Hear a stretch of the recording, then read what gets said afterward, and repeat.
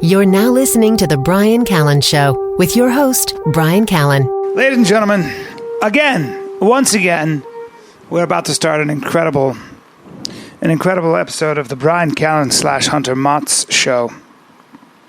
And just said goodbye to my really lovely family.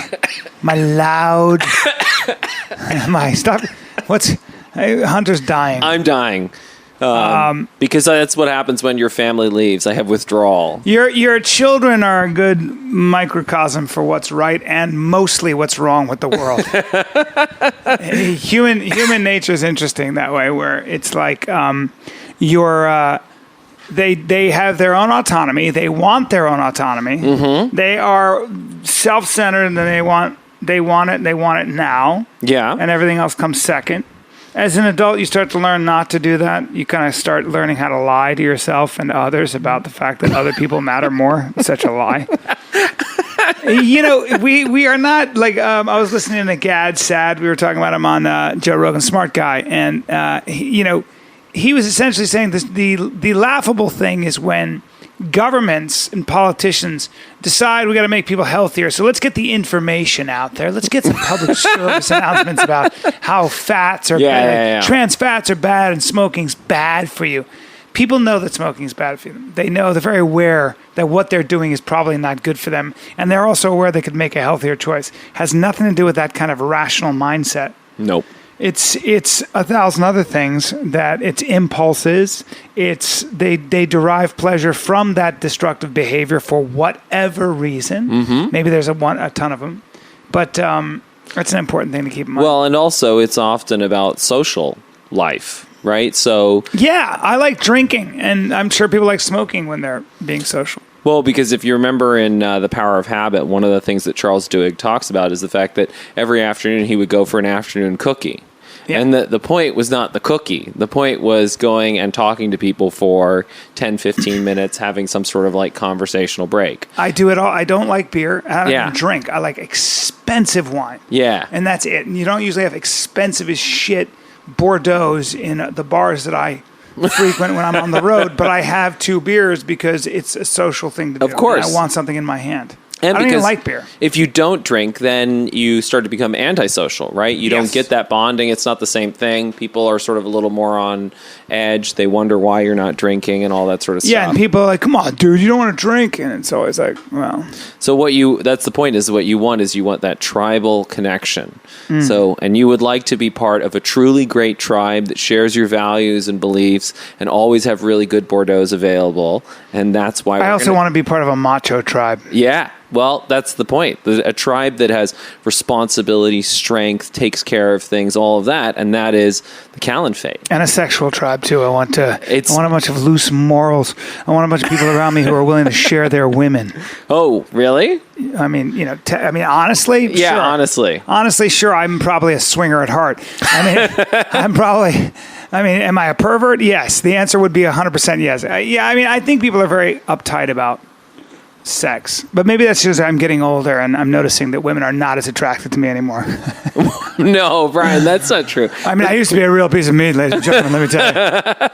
In my 20s and 30s, I was just desirable as all get out. Yeah, but when you're powerful enough, then it doesn't matter how wrinkly or saggy you are. Look at Vladimir Putin. He rides around in his, Yeah, but I'm not. And no. Also, I'm 49 with a wife and 2 kids. That's not typically what young, hot dames are looking for in a guy. But if you really wanted to become a dictator, Brian, I'd be miserable. I'd be a terrible dictator, though. Why would you be a terrible dictator? Because I would, first of all, probably have strong ideas of what needed to be fixed. Right. And in my opinion, it's not a long list, but I might get talked into a long list. But see, you're saying this essentially in your cool state when you don't have that kind of power. Yeah. Right? Power, messes with people's psychology. Absolute power corrupts. Yeah. Right? Absolutely. So the question is that, how do you think there's who Putin was in 2000 or 99, right? And there's who Putin is now, right? No, I have a less of an impulse for power. My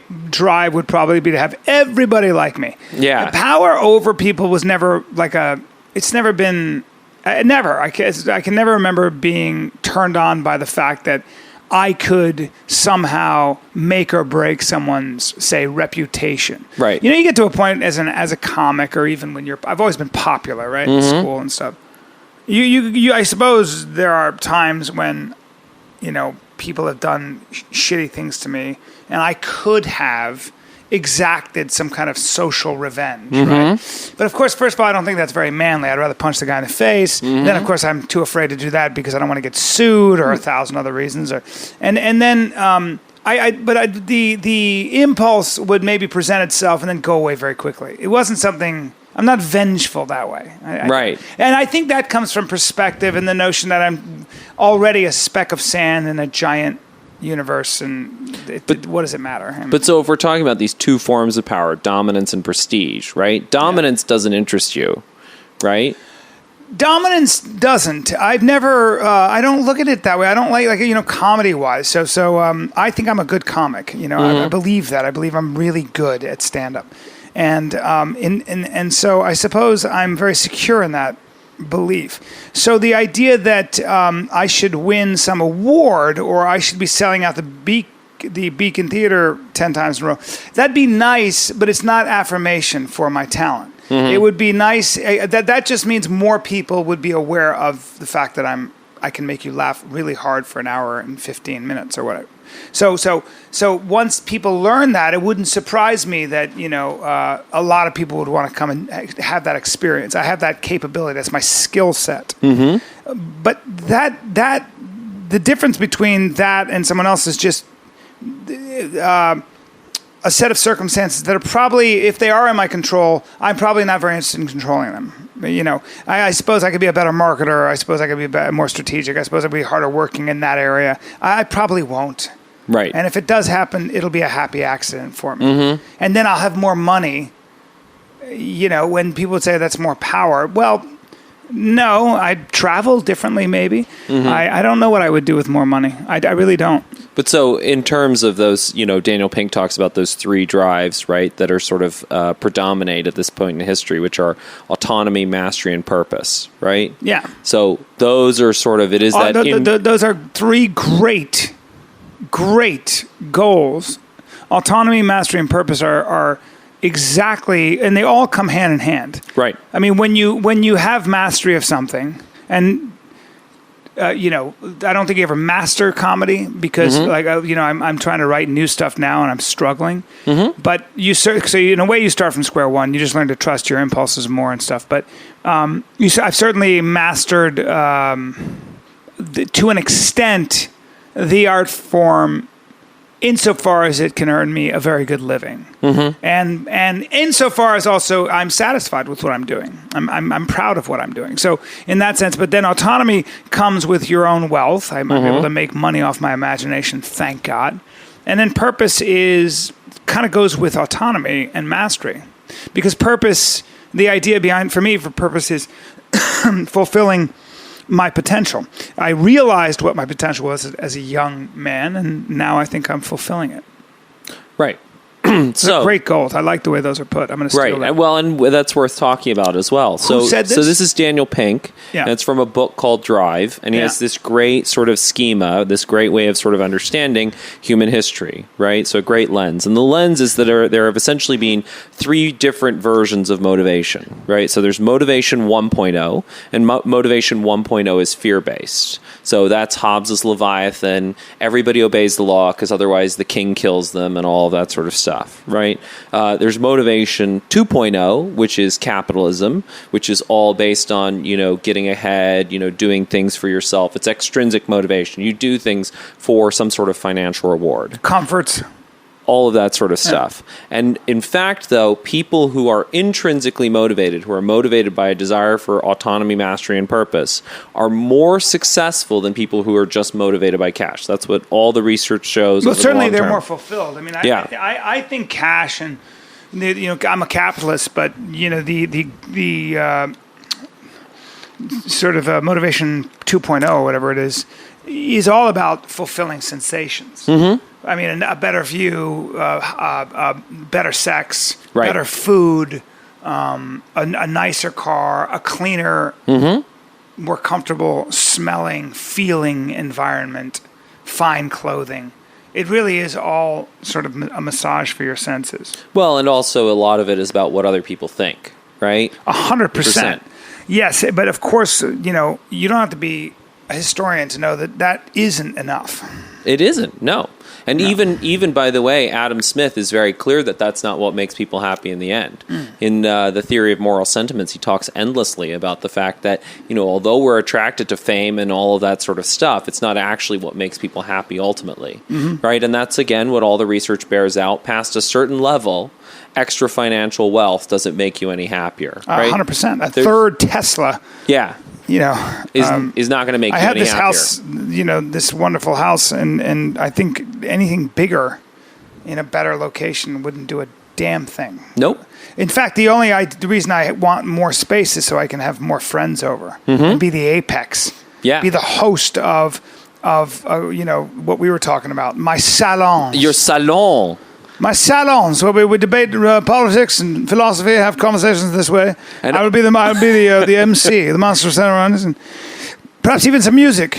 And only the finest Bordeaux would be served. Naturally. Naturally. The Premier Cru. Le Grand Cru Classique.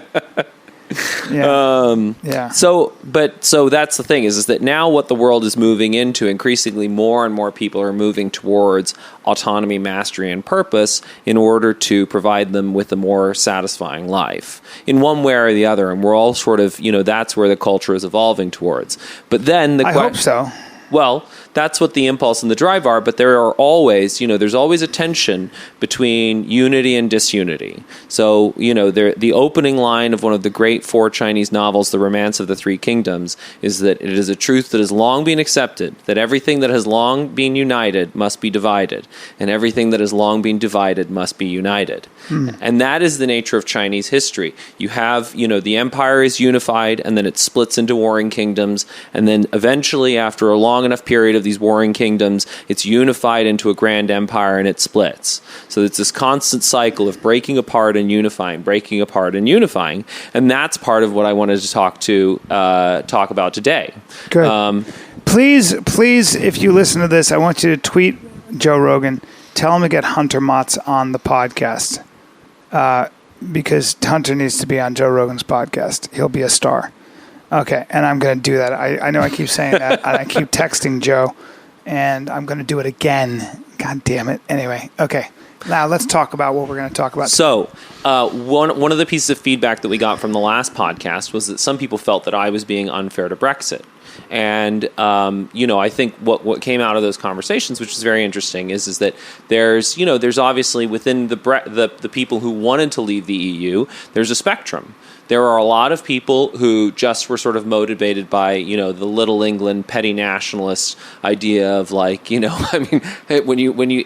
you had a lot of British people on your Facebook feed, which I did, there were a lot of photos of bulldogs being thrown around and sausage rolls. Yeah. And these were essentially the arguments, Yeah. It was their version of because America, yeah. Right? So that was for, it was also about immigration, I think, too, right? Well, the idea that they were losing.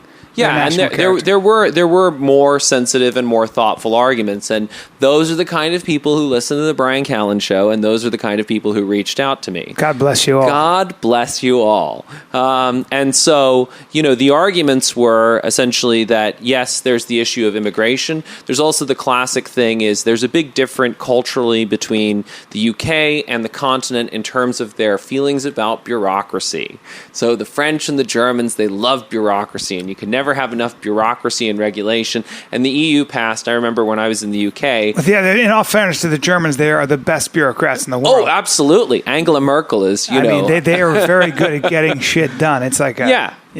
But some of that bureaucracy, some of that bureaucracy can become unnecessary and counterproductive. Yeah. And certainly it rubs the Brits the wrong way, just as it rubs Americans the wrong way, because the Brits and the Americans are culturally very similar. Yeah. So, for example, when I was in the UK, they had all of these regulations they were passing, and some of them were sort of reasonable, like to be called champagne, you have to come from the Champagne region. And some of them were not reasonable in terms of what could be called chocolate.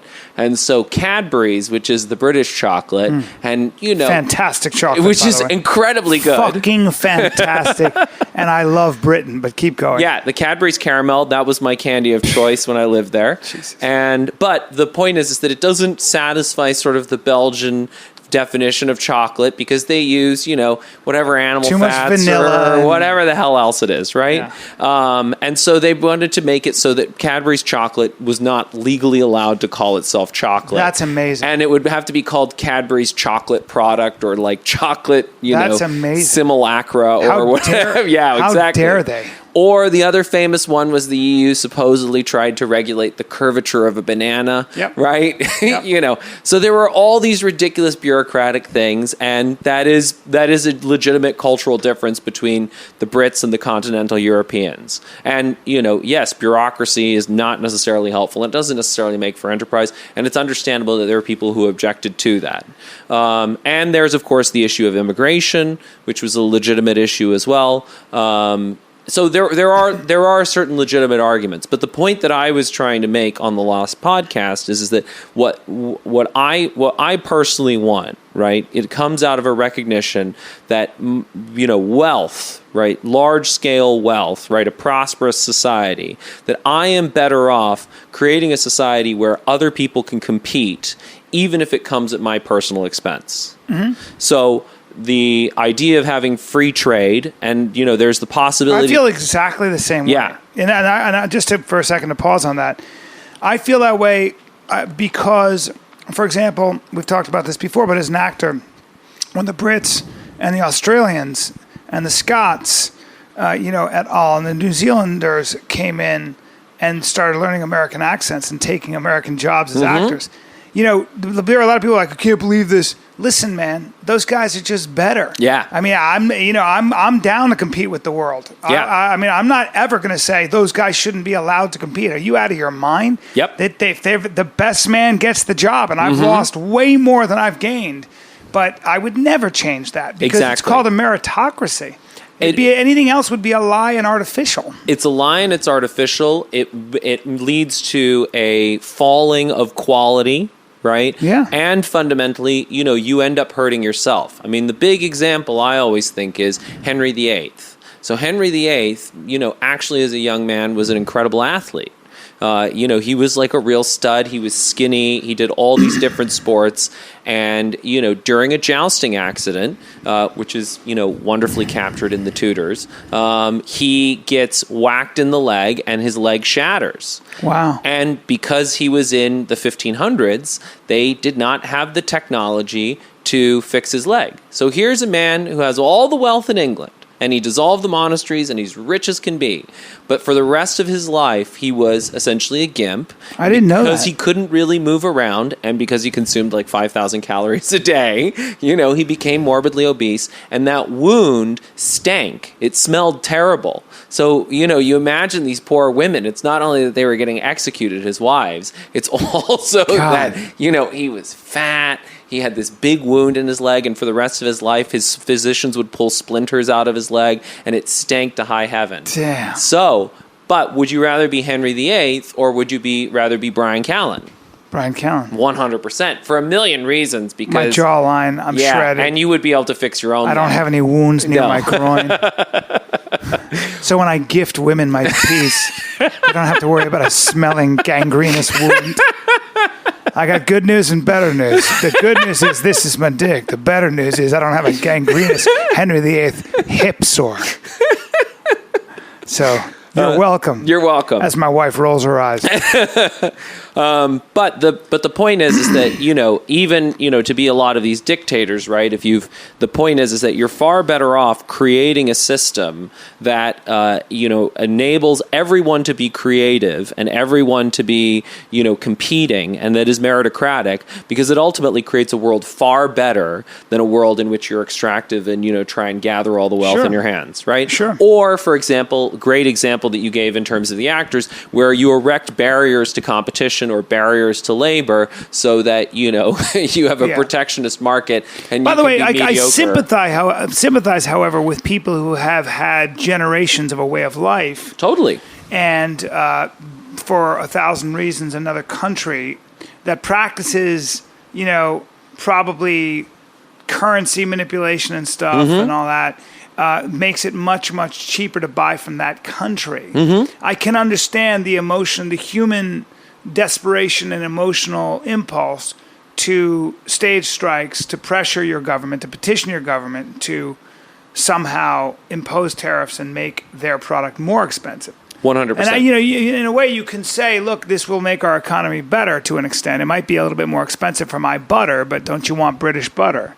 7 of my generations have been making great butter, and these other people are coming along and pushing me out of the market. Where am I going to go? I get that. I think I'd probably, certainly, I've never been in that position. That's a very scary position to be in. 100%. And if my kids couldn't eat or they had no other alternatives, I'd be out in the street myself. So. And that's the point, is that what we need is a system that allows us to progress and innovate and have the benefits of all the creativity and hard work of the world, right? And all of that great culture clash, all those ideas having sex. But at the same time, it makes sure that people have the capacity and the resources to be able to adapt, to deal with the fact that the world is now changing so quickly that a lot of us, for our jobs, our industries will disappear and we will have to suddenly retrain and learn a bunch of skills. And the question is, each culture and each society is going to come up with different mechanisms for dealing with that. Scandinavians will doubtless have much more sort of job training and much more sort of government support, and that fits with the culture, which is a much more communitarian culture. Americans will not necessarily, right? Because Europeans have always had to adapt involuntarily for the most part. All humans have always had to adapt. Yeah. And so, but that's the challenge that we face, is how to figure out a system that, a system has legitimacy when it is a good social contract for everyone. Well, we were talking about, or at least a large enough constituency. In The Life and Death of the Great American City, what's her name? Jill something or other, who wrote it. JJ. What's her name? Jane Jacobson. Jane Jacobson says, there is a cataclysmic influx of money when money comes in too quickly, like it has, in my opinion, in Venice, California, from Google and this stuff. Boy, oh boy, can it be cataclysmic, because rents go so high that the fabric of the town, of this walking village that I've spent so much of my time in, that I really consider my real home. I never had a home, I just never have. But to have lived somewhere for 17 years the way I did in Venice, it's very, very much my home. And I think to see now that there is, and this is not an exaggeration, on Abbot Kinney there is a Swedish sinus store. It's called the Swedish Sinus Store. The Swedish Sinus Store. Apparently Swedes know more about your fucking sinuses, and they have a store. And I can't wait to go in and see what the fuck a store dedicated to your sinus is. But if you want to talk about this is what happens when there's just either too much money, or every other store now is a corporate chain, and it's becoming Soho on the beach. And people that used to live here can't afford to live here. Stores that were here, this gay bar, the Roosterfish, that was here since the 70s, they jacked their rent up to $40,000, and they're gone. The Roosterfish, which was the only gay bar in Venice, which was so much more than a gay bar. It was just like a hub for community, for a real community in Venice. Mostly gay men and women, but it was just so much more than that. It was a landmark. And when you look at it, you felt good as a resident, because you thought, there's one of those constants. Hal's Bar and Grill. There were these places that played jazz on a Monday. They couldn't afford to live there. And now you have the Swedish Sinus Store.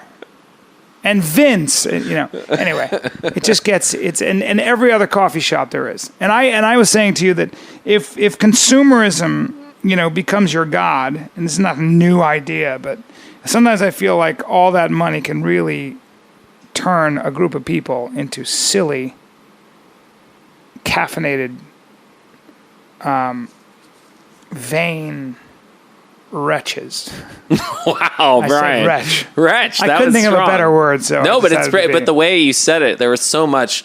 There was ennui. There was a certain amount of contempt. I like ennui. I like that word, which I had used earlier today. But I think what happens is it's a little bit like the catastrophe of success with Tennessee Williams when he became famous and he stopped being able to tell the difference between chocolate syrup and gravy. He lost the ability to, his senses were so indulged that he started losing the ability to tell the difference. And being able to taste the difference is probably the most important thing in life. I'm not just talking about taste with your mouth, but being able to see, feel, and know and taste the difference, the meaningful difference between things. That's where you know the difference between real effort, artisanship. That's what intelligence is. That's the etymology of intelligence. And cultivation. Yeah, intelligence means to choose between, interlegere. To choose between. Interlegere. Yeah. To choose between. Yeah. It's going to be my dropping knowledge on The Fighter and the Kid. Mm-hmm. To choose between. Right? It's the wisdom to know the difference, right? So it's also the serenity prayer, right? Yes. God grant me the strength to change the things that I can, the courage to accept the things that I can't, and the wisdom to know the difference. Yes. It all comes in the wisdom to know the difference, and that's what your attention allows you to do, is to pick these things apart. Yes, right? but so much of what we live in is, I was in New York and I was watching Adele's band, these backup singers sing. If you're a backup singer to Adele, wow. And then on other nights, this guy, Noam, who owns the place, he inherited from his father, and he has political debates. He's a conservative, but a social liberal. One of his wait staff is a man who was like, look, I want to dress as a woman, but you're a conservative. And he goes, I'm conservative. I don't dress any way you want. Just take care of my customers. I'm not a conservative in that sense of the word. I'm a conservative in other ways. But when you go there and you hear these people playing music that really means something, and then this guy takes political debate very seriously, and then I come back to LA and people are posting pictures of their shoes and cars on Instagram, it's a little difficult. And because the problem with that is that you don't know the difference when you do that. You don't know why that is not only empty, but might very well be destructive. Yeah, well, and I mean, crucially, the point is you don't know yourself. Because what is the appeal of cars and shoes and all that sort of stuff? It's status, but it's also fundamentally that, the whole way that we learn anything is we start with the superficial and we work inwards. So it's a false signaling mechanism. Yeah. There's nothing wrong with fashion. There's nothing wrong with having a passion for cars. I mean, there's artistry in cars. And of course. There's artistry in fashion, of course. But true happiness is going to come intrinsically from autonomy, mastery, and purpose. Yes. And I think what Jane Jacobson, the whole point of that I'm going to tweet that right now. Oh, well, Brian, feel free. I'm tweeting it right now. But the whole point of Jane Jacobson's book. I'm going to put who is the guy? That's Daniel Pink. But the point of Jane Jacobson's book is the fact that true happiness. I would say so, and I think the concept of motivation 1.0 and motivation 2.0 and motivation 3.0 is very useful in terms of delineating between those different periods in history.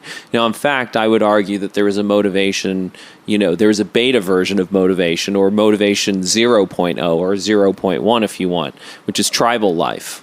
Where, that's interesting. Right? And that's originally because you have these tribes of 150 that would periodically form, tribal groups, but they were motivated by, the sort of communitarian focus on the tribe, the fear of being murdered by other tribes. They were motivated by a fear of starvation, but they were also motivated by a sense of belonging and tribal unity and all of that sort of stuff. And so, while motivation 3.0 is going to be part of our motivation now is about autonomy, mastery, and purpose, that's the individualistic version. Part of it is that we have a motivation for belonging. That's Sebastian Junger's point in Tribe. Yes. So motivation 3.0 is in many senses a return. I mean, I think more and more I realize that when Marshall McLuhan talked about the global village, that he was incredibly prescient, because the society that we're evolving to is a lot like a village. Very much so. You see such similarities now. If you were to walk through Milan, my friend was in Italy, and he was like, I prefer New York. It's more Italian.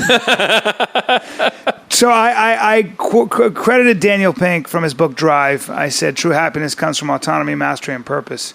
But is that what he said, true happiness? Oh, I don't know. He talks about those three things as being the key to motivation 3.0. But he doesn't explicitly say true happiness comes from autonomy, mastery, and purpose. But I'm glad that we're composing your tweet in the middle of this podcast. Yeah, I just had to do it. But so in terms of, that's really what the Callenphate is about. Yes. It's about creating a society where everybody is allowed to spend their time and their energy pursuing autonomy, mastery, and purpose. And where everybody has the security to know, in whatever way you structure that financially, that they aren't going to have to worry about fear of death, violent death, and that they're, not going to have to worry about, somebody just, created destruction. Somebody just created some sort of new, amazing technology, which now means that my old way of doing things there's no demand for it. So the skill set that I built for, 30, 40 years that allowed us to evolve this far as a society is now no longer valuable. So we're all going to have that experience of creative destruction. All of us. All of us. I mean, I'm waiting for it with, comedy, and it's already, in a way,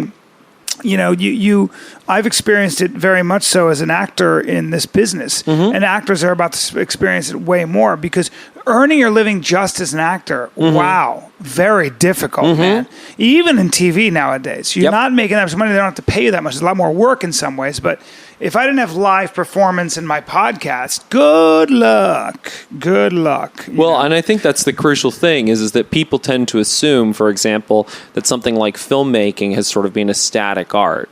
And that, there's this sort of constant demand. But the industry is constantly reinventing it. Well, we are, as actors, we're competing with computer images. Right.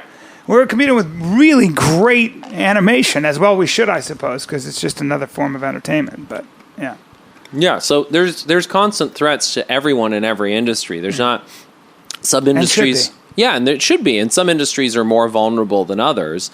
But the reality is that managing that creative destruction and creating a society that then is, rather than when people are, their industries are creatively destroyed, that they become excluded from the society and become resentful and want to tear down the society, that they have the capacity to retool and repurpose and reintegrate, right? And now bring that skill set that they had and fuse it with new skills. Because, it's not that, your old skills become irrelevant. Your old skills then cross-pollinate with the new skills to innovate and create something new and better than whatever existed before. All of these innovations, the printing press was originally a wine press, and that's what Gutenberg did. He took a wine press and combined it with movable type and a series of other things. Yeah. So all of these innovations, they build off. That's why other things. They're standing on the shoulders of giants. Or, as Henrik says, standing on the shoulders of hobbits. And we're all standing on the shoulders of hobbits. We've all made our little contributions,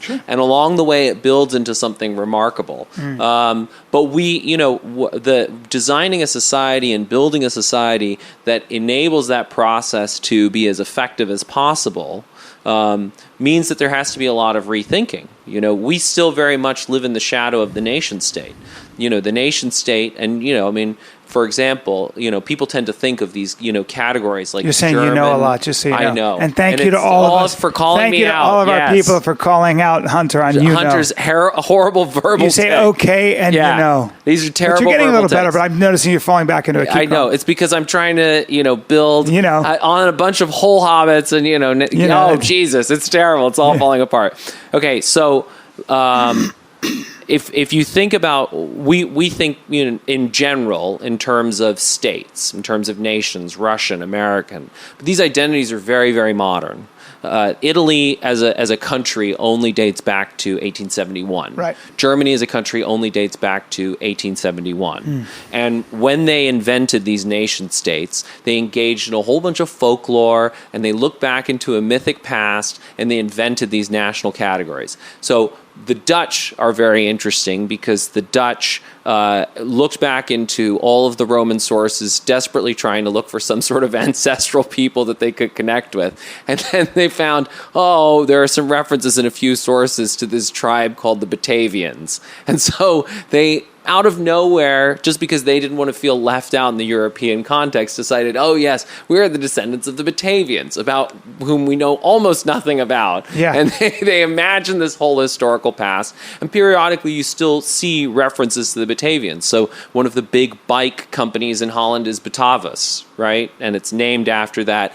And Jakarta was originally called Batavia. In the Dutch period. And so but it's all this historical fantasy. Right. And we don't, in the modern age, we have the benefits of archaeology. Lots and lots of archaeology has happened. And so as we start to construct an identity based on our shared humanity, we don't have to reach into some sort of mythical past. We can look into the archaeological past. We can also look at neuroscience. We can look at psychology. We can look at all of these sorts of things. And we can construct an identity that is grounded in the reality of our shared human history, and that views this moment in history as a coming back together of the human tribe. That we all left Africa, we spread out around the world, we domesticated all those environments, we learned a bunch of things, we exchanged ideas along the way, and now we're coming together to create a global society in which everyone's contribution is valued and recognized. We want all the literatures, all the styles of music, all the different cuisines. We want to fuse them. We want to preserve them. It's kind of already what's happening. Exactly. I mean, yeah. It is a process that is already happening. Yeah. And the point is that the only thing that we can change here is to clarify that process and to help people understand it more clearly, so that they're not threatened by exactly, yeah. And so that the transition happens more effortlessly, and so that it happens with less violence and less pain and all of that sort of stuff. Yeah, it's a tough one though, because in any time you're dealing with not only the sharing of ideas, you're dealing with people coming into your space. Mm-hmm. And they have very different customs that they will not get rid of. 100%. And you're also sharing resources that are becoming scarce. So there's a lot of ifs to that. And that is where, crucially, intelligence comes in, the wisdom to know the difference. Because your friend Noam, who runs the comedy club in New York... Yeah, I don't know him, but... Sure. But the point is that he has the wisdom to know the difference. Yeah. He understands that what matters is that you serve my customers and that you perform that function. And what doesn't matter is that you wear a dress. That's right. And even though that you are chromosomally a man. Yeah. Yeah. So that's irrelevant. And that is a lot of what this process is going to be about. It's going to be a process of sorting through what are the things that matter and what are the things that don't. And the group of people who did that very well in terms of looking back on our shared historical past were the people who ran the Caliphate, the caliphs, right? Because... The Callenphate or the Caliphate? Well, the Callenphate is drawing on the actual heritage of what the Caliphate... Of the 7th century. That's right. Caliphate. Because the Caliphate... Baghdad was definitely a center of learning. Hugely cosmopolitan. Poetry. The greatest library of its age. The rivers, as the myth goes, ran not only red with blood, but black with ink. Mm-hmm. As those assholes from the steppes, those fucking dirty, moronic. You know what I fantasize about? Yeah. I've already probably said this. I want a helicopter gunship. I want the best one we have. I want a bunch of them. I want a fleet. Yeah. And when those Mongols are riding in 1250 or whatever it is, 1220, when they're riding toward Russia, when they're riding toward Baghdad when they're riding through. I want to fucking open up on those motherfuckers. You have to like come over a hill, right? Like they're riding in. That's they're exactly about to, right. Yeah. And the hellbirds, the giant wasps, rise up over the hill, and I would personally man those guns, and I would shoot those motherfuckers. And not only that, I'd kill their horses too. And then I'd come in and I'd wipe out. I would create a wasteland and call it peace. I would take out I would come in and Genghis Khan, Temujin would be my favorite because I would hang that guy by his feet. I'd dress him up like a Mongol wench because he calls them wenches. And he would be my wench. Yeah. And I would make him dress up like a wench. And he'd have to sit in a chair tied up and just live his life as a wench. And I would make him do my laundry. I wouldn't kill him. He would have to do the things that he considered were women's work. It would be the greatest affront to his honor. As I laid his entire dead army in a pile at his feet, and that dead army, probably 50,000, 100,000 men, would be burned. And I would grow a Fu Manchu, and I would have him hail me. Oh, as the emperor? Genghis Khan. You see what happened? I just became a mass murderer. Yeah, exactly. I just relished mass murder, and in a oh my God! In one impulse, I became Genghis Khan because I think I know what's right, but I do in that case. I have the hindsight. I have the hindsight of history. Let's test that, Brian. Yeah. So, do you know the story about the Chinese? Well, by the way, because you know how sweet and kind not only the Ottoman Empire, but I'm sure the Baghdadis were back then. They weren't. Huh? But Brian, let me ask you this. So, do you know the story of the Chinese man whose horse ran away? It's an old Chinese story. No. Okay, so Chinese man, his horse runs away. And all the villagers come to him and they say, "Oh, that's so terrible, your horse ran away." And he goes, it's too soon to tell. We don't really know. Is it terrible? Is it not terrible? And then the next day, the horse comes back. But it's found a mare. And so now he's not only got a horse, but he's got this free wild horse. And so the Chinese villagers come to him and they say, "Oh my God, you're so lucky. This is so great. Now you have two horses." And he goes, too soon to tell. Who can know? So then his son is out and he's training this wild horse, and the horse throws him. And his son breaks his leg. And all the villagers come to him and they say, "This is terrible. Your son has broken his leg." And, he goes, too soon to tell. Who can know? And the next day, the army shows up, and they conscript all the young men in the village, except for his son who broke his leg. And all the villagers. And you can do this story and on and on and on until the end of time. But I think it's very much the same thing with the Mongols. It's a little bit like the Charlie Wilson's War, where Philip Seymour Hoffman would always say, "We'll see." Exactly. We'll see. As in, there's always blowback. And Zhou Enlai's famous line? Mm-mm. So they asked Zhou Enlai, "What do you think?" Who is Zhou Enlai? Zhou Enlai was a senior party official when Nixon was opening up China. Okay. So they asked Zhou Enlai, "What do you think of the French Revolution?" And he goes, "It's too soon to tell." I could have finished that sentence. Yeah, that's great. But so a lot of the analysis of the Mongols is that they created this Pax Mongolica, and they did create temporarily this sort of huge ranging empire, which allowed for this massive movement of ideas, the reestablishment of a lot of these trade routes and all of that stuff. And so if you stop the Mongol invasion with all of its awful bloodshed, you may end up destroying the Renaissance. You're right. I hate to say it, and I thought about that. Not only that, you may certainly, a lot of people credit Europe's ability to surpass the Middle East, because of the Mongols. The sacking of Baghdad, in a way, the Arab world's never come back from that. Or certainly it's been hard to do so. I think that Europe had a chance to catch up and surpass technologically and militarily and all that stuff. And I think there are other reasons why. Of course. And I think you don't want to go back and start tinkering with history. It is what it is. It is what it is. It would have worked its way out. And if you try to stop injustices with violence, And there is a place for that. I mean, we did that with fascism and slavery and things, but you better be very careful. But we tried to do that in Baghdad, after all. But the crucial thing is that it's understanding what is the function and the role of a dictator. And a dictator establishes he's the Leviathan. He's Hobbes's Leviathan. He's a monster who's so terrible. And so the word for, Ivan the Terrible, obviously. So the actual word in Russian is Grozny. So Ivan Grozny.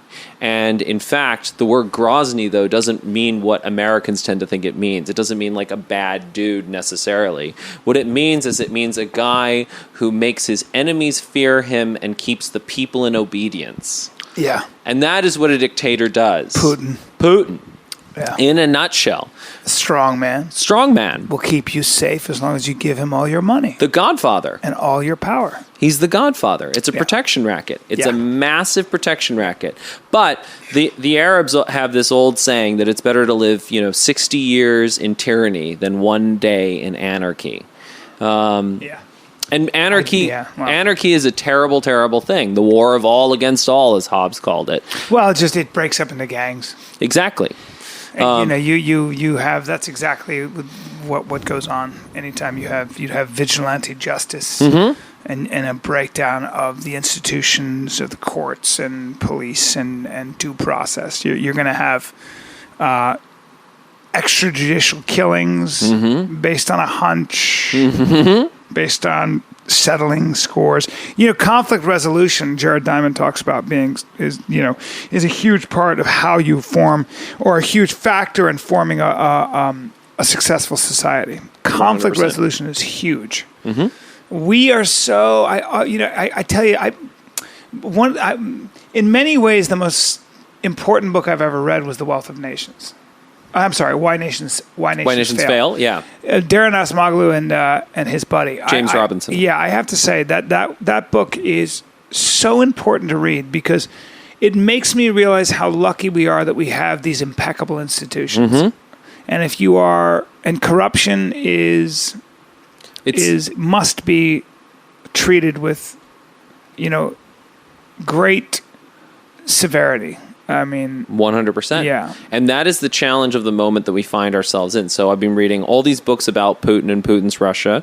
And right now I'm reading Garry Kasparov, the former world chess champion's book, Winter's Coming, which is excellent. And it's worth a read, and I intend to get him on the Travels podcast. Russia, really? Oh, yeah. I want to get Kasparov on so badly. But Brian travels Russia with his own water and food. Yeah, because otherwise... And he doesn't fly Aeroflot, because Putin has poisoned dissidents on Aeroflot before. Sure he has. I think Anna Politkovskaya, who was a Russian journalist. And they shot her in the head when it didn't work. Yeah, they shot her in an elevator in our apartment building. Yeah, good. Thanks, dude. Yeah. So he's so short-sighted. Putin? Yeah, people love to talk about how smart he is. He's not smart. He's just brutal. He's a thug, yeah. But he has fooled the West. I mean, that's Kasparov's point, is that he fooled the West for a long time in the sense that Putin was able to make it seem like he was a legitimate leader. He showed up at all these meetings, he had elections, all of that sort of stuff. And the United States and the West were more interested in having some sort of, diplomatic relations and some sort of open channel of communication. And so what would you do, though? What would you do in terms of Putin's massive kleptocracy? Now. Yeah. How would you deal with it? I think that what our good buddy Thomas Piketty has identified. I've not read his book. Okay. I don't Piketty's book is one of those books where you read it and it has one idea that he endlessly proves, and there are some interesting things in there. But the central point that he makes is that I think is the most valuable is that you can't have an effective taxation system if you have these financial bolt holes. So as long as I can go and stash my money in a place like Singapore or the Cayman Islands or anything like that, then taxation of the wealthy becomes essentially irrelevant. because they have the ability to hide their wealth wherever they want. And this is the basic problem of Russia, because Russia, you have Putin and you have all of his buddies and all of the oligarchs, and they rip off the Russian people. All of their wealth is extractive and based on natural resources, gas, oil, and all of that sort of stuff. And then they go and live in places like London, because it has rule of law and it has security and it has all of that, and they stash their money overseas as well. So you're now in a situation where, whether we like it or not, we live in a global society. And the concept of the nation state has always, of course, had problems, because there were always international incidents, but we had things to handle that, like extradition and all of that stuff. Now we fundamentally need to boycott as a responsible nations should start to probably say to these oligarchs, you can't keep your money here.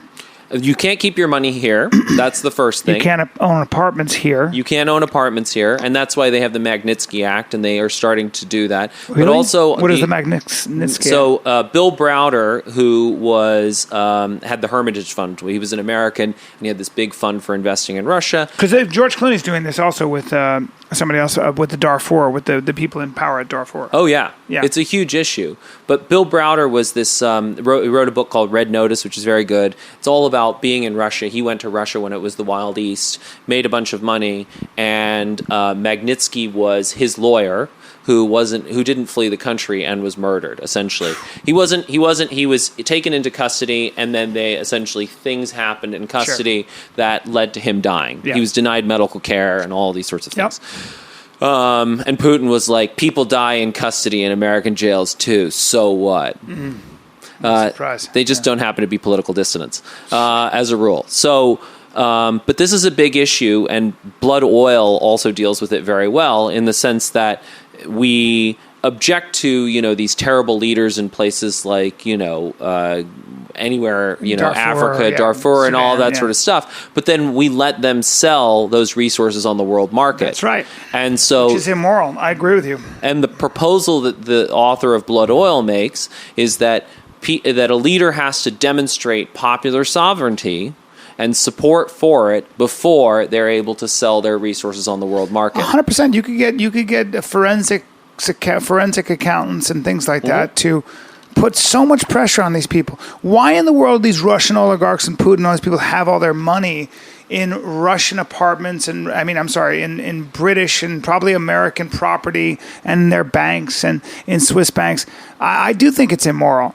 I do. I think it's. I think that is exactly where you'd hit them in where it counts. You hit them in the pocketbook, because that's what they're doing. We do that with Iranians. Putin is estimated to be the richest man in the world. Yeah, $200 billion. Where's that money? It's scattered all over the place in places like Switzerland and, hidden. There's a whole bunch of Gazprom shares that are just sort of missing. Nobody knows where they are. It's pretty clear that they're Putin's. Sure. And the dividends on those shares are $170 or $80 million a year, something like that. Yeah. But you got to hit all of these people in the pocketbook. I agree. And that's how you bring them into line, because the whole point is... I agree 100%. They're not going to listen to anything else. They kill people. Of course. You've got these guys who settle differences with murder. There's no other way to fight them. It's the thing that they care about, and if that incentive scheme is gone, if you can't steal and then hide your money because of and just the atrocities, of course, that the Sudanese, like the president of South Sudan and those people, like George Clooney was talking about, that hit them in the pocketbook. They're taking resources. It's a very wealthy country, Sudan, actually, a lot of resources, and they just take it and put it in foreign bank accounts. Do you know Do you know the old joke about the African guy and the Asian guy who go to the London School of Economics? No. So so there's an African guy and an Asian guy, right? And they go to London School of Economics together, right? They have a great time. They're in London, they're in their 20s, whatever. And so then afterwards, with this great education from the London School of Economics, they're going to go back and they're going to run their countries. And they both do. They don't see each other for 30 years, and then they reconnect one day at a reunion, right? And they say, "Oh, it's so good to see you. I would love to come see your home. We should get together," and all of that sort of stuff. So the African guy goes to visit the Asian guy, and he arrives at this airport, and it's this gleaming, very nice airport. And then he gets in the car, and it's a really nice car. And then he drives through. There are all these skyscrapers. It's just a fantastic place. And he pulls up to the guy's house, and it's amazing. It's this palatial palace. There's a great swimming pool. Everything is the best. And the African guy says to the Asian guy, "This is amazing. Look at your house. Look at your car. How did you do this?" And he goes, "Very simple, 10%. And then the Asian guy flies to Africa, and he lands in a decrepit, shitty airport. He gets in a very nice car, drives through these slums. People are starving. There's disease. It's terrible. And then he pulls up to the guy's house, and it's an amazing house with this great swimming pool and all these fancy cars. And the Asian guy says to the African guy, "How did you do this?" And he says, "Very simple, 90%. It's fucking great. It's great and so goddamn true. But that is the real tension that we're all facing, is that we all want to do well, but there's a huge difference between taking 10% and taking 90%. Now you've got to make I think leaders of those countries dependent on their populace, on the prosperity of their populace, on the productivity of their populace, and you can't do that without ensuring property rights, having a system of the courts, a court system that honors contracts, that honors the breach of contracts. You've got to have objective law. Do you know what the conviction rate is in Russia? It's probably so ridiculous. 99%. Oh, it is. 99% of people who are put on trial are convicted. Of course. Yeah. Yeah. So, and they have, one of the things that Kasparov talks about is telephone justice, where the judge disappears not to deliberate, but to go call somebody up the power ladder and say, "How do I decide this?" And then they come back. Good but God. It's also important to recognize that man. people like Putin are parasitizing Western rule of law. Yeah. Because they are taking advantage of stable banks, stable courts, rule of law, all of that sort of stuff. And so they're stealing in one place, and then they're hiding and securing in another place. They're taking advantage of the fact that our country has all these guarantees. 100%. And they're protecting their money. And you shouldn't be allowed to do that. I agree. And so this act is called a what? You have there's the names. There's the Magnitsky Act. The Magnitsky Act, which was one of the things that Bill Browder helped push through, and so they're trying to essentially get it so these oligarchs can't take their money out of the country, and they can't just hide it wherever they want. And then also there's the great book Blood Oil.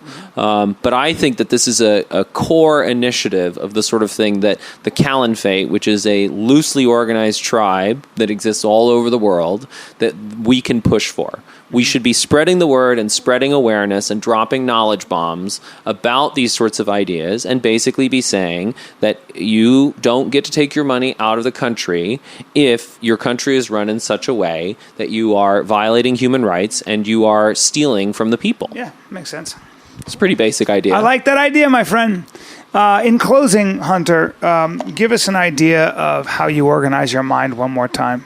Well, that's the key thing, is it's organizing it. You're always trying to, so if you've read The Straight A Conspiracy, yes, the key chapter on there in memory is to navigate your test prep like a London cabbie. And the London cabbies have this amazing memory.